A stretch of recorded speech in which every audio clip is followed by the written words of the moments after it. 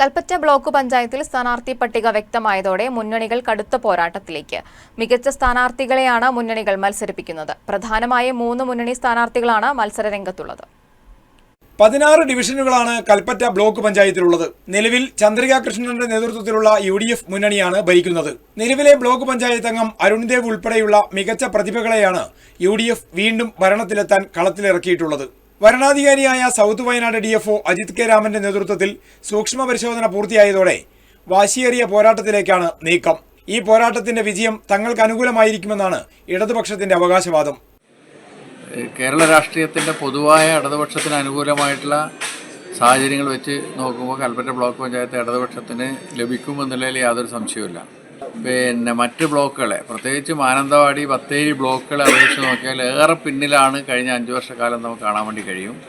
അതുകൊണ്ട് തന്നെ അതിലൊരു ഭരണമാറ്റം അനിവാര്യമാണ്.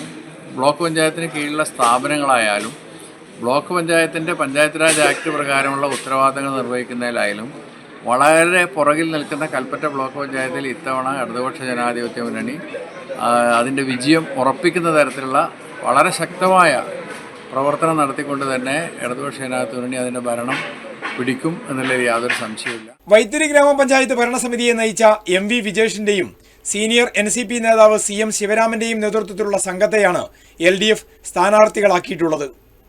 CV Shibu, Wayanad vision, Kalpetta.